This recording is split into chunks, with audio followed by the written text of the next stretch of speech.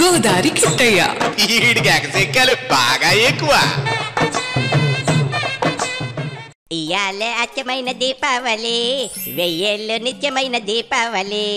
ఇయాలే అచ్చమైన దీపావళి, వెయ్యేళ్ళు నిత్యమైన దీపావళి. ఏనాడు ఎల్లిపోని దీపావళి, ఏరి కోరి ఎంచుకుంది మాలోగిలి. ఈనాడే అచ్చమైన దీపావళి. సన్నాసి, దసరా పండగరా వచ్చేది, దీపావళి కాదు. ఇంకా చాలా టైం ఉంది. ఇప్పుడు దీపావళి అంటా ఉన్నావు ఇట్రా బాబు. మాయా, నేను పాడేది దీపావళి కోసమే. చీకట్లను పారద్రోలుతూ కూటమి ప్రభుత్వం కరెంటు ఛార్జీలను తగ్గించబోతున్నారు.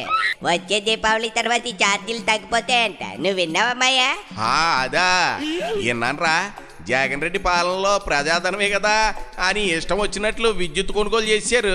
వాటిని రాబట్టేందుకు ట్రూ అప్ అని, FSSA అని రకరకాల పేర్లు పెట్టి జనం ఎత్తున వేసాడు. దాంతో బిల్లులు చేస్తాడంత వచ్చాయి. మరి నిజమే, వాచిపోయినాయి కదమ్మాయ బిల్లులు. 9 సార్లు పెంచేశారు కదా. వైసీపీ హయాంలో చేసిన ఈ తప్పుల వల్ల వారు పోతూ తర్వాత కూడా బిల్లులు పెరిగేలా ట్రూ ఆఫ్ ఛార్జీలను పెంచిపోయారు.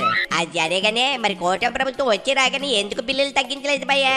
కూటమి ప్రభుత్వం వచ్చిన విద్యుత్ రెగ్యులేటరీ కమిషన్ అప్పటికే నిర్ణయం తీసుకుందరా బాబు. ఆయన చేత ఆపలేకపోయారు. అయితే ఆ తప్పులన్నీ సరిదిద్దేందుకు ప్రభుత్వం ప్రయత్నిస్తూనే ఉంది. ఇప్పుడు ఏం జరిగింది మాయా అంత అద్భుతం? అద్భుతం ఏం కాదురా.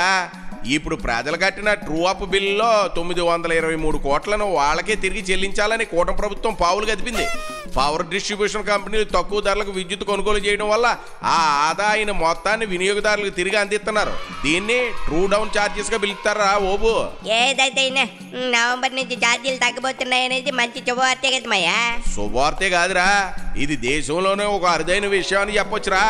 సాధారణంగా విద్యుత్ కంపెనీలు టారిఫ్లను పెంచడానికి ట్రూ అప్ ఛార్జీలు విధిస్తాయి. అయితే ఈ సందర్భంలో ట్రూ డౌన్ ఛార్జీల ద్వారా ఆదాయం మొత్తాన్ని వినియోగదారులకు తిరిగి ఇవ్వడం దేశంలోనే మొదటిసారట. బాబు గారు పవన్ గారు ఇద్దరే వారిద్దరి వల్ల రాష్ట్ర ప్రజలకు మేలు జరుగుతుందిలే. ఇదిగో కెట్టేమయ్యా, అది జరగగానే యూనిట్కి ఎంత మేర తగ్గొచ్చుమయ్యా ఈ ఛార్జీలు? ఏమైనా నీకు ఐడియా ఉందా? 923 కోట్ల రూపాయలను రాష్ట్రంలో 1.5 ఇళ్లకు పంపిణీ చేస్తారు. అంటే కరెంటు బిల్లులో సర్దుబాటు రూపంలో తిరిగి చెల్లిస్తారు.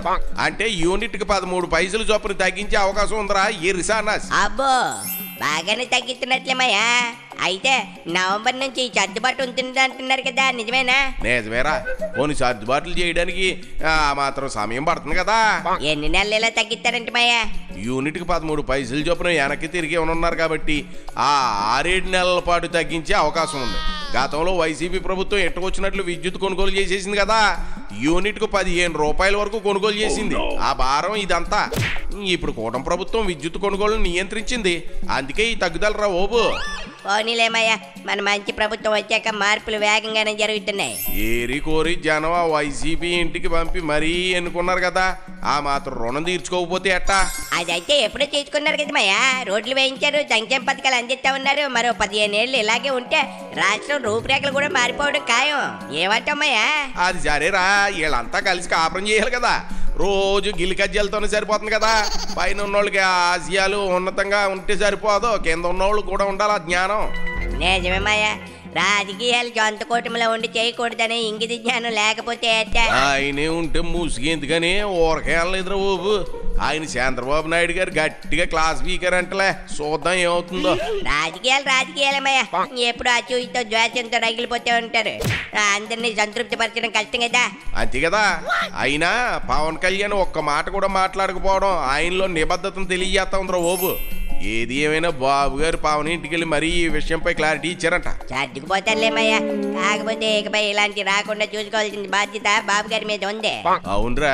అయినా నువ్వు కరెంట్ ఛార్జీలు తగ్గుతాయంట కదా అనే టాపిక్ నుంచి ఇటువైపు మార్చేవిట్రా విషయాన్ని. ఇంకా అందులో చెప్పేదే ఉంది మాయా. నవంబర్ నుంచి తగ్గుతున్నాయి కదా. కాకపోతే ఇలాంటి మంచి పనులు కాస్త బాలయ్య ఇలాంటి వాళ్ళు చేసిన కామెంట్ తో వెనక్కిపోకూడదు. నీ ఇలాంటి నిజం చెప్పారు ఓబు. చేసిన మంచిని చెప్పుకోవాలి కానీ అనవసర రాద్దంతాలు చేయకూడదు. ఆడి జోలికి పోకూడదు. ముందు బాబు గారు ఆ విషయాన్ని బామ్మర్తికి చెప్పాలా. ఎప్పటికే గట్టిగా క్లాస్ పడి ఉంటుందిలే మాయా. కానీ కంట్రోల్ చేయాలి. అప్పుడే ఇవన్నీ చదుమనిగుతాయి. లేదంటే చినికి గాలివాన అయ్యే ప్రమాదం ఉంటుంది. అందుకే గతంలో మెగాస్టార్ గారు ఓ మాట చెప్పారు, మంచిని మైకుల్లో చెప్పుకోవాలి, చెడుని చెవుల్లో చెప్పుకోవాలి అని. అది కూటమిలోనే అందరికీ మా బాగా పనిచేస్తుంది. ప్రభుత్వం వచ్చాక జరిగిన మంచి గురించి మైకుల్లో మాట్లాడుకుంటే మంచిది, కానీ ఇలాంటి పనికి మాలిన మాటలు మాట్లాడుకుని ఇరుకుని పడడం అవసరమా? సరే కన్నమయ్య, నవంబర్ నుంచి నీ కరెంట్ బిల్లు ఎంత మేర తగ్గొచ్చు? అది ఎలా చెబుతావురా? వాడకాన్ని బట్టి యూనిట్కి 13 పైసలు తగ్గుతుంది. అయినా కరెంటు తీగ మీద సర్వీస్ వైర్ వేసి ఫ్రీగా వాడుకునేవాడికి నీకు బిల్లు ఎందుకురా? వెళ్ళి ఇదిగా రాగి జావ దాగి పడుకోరా సన్నాసి. అన్ని నీకు కావాలా ఆరాలు పోయా? నా రహస్యాన్ని బయటకు చెప్తావా?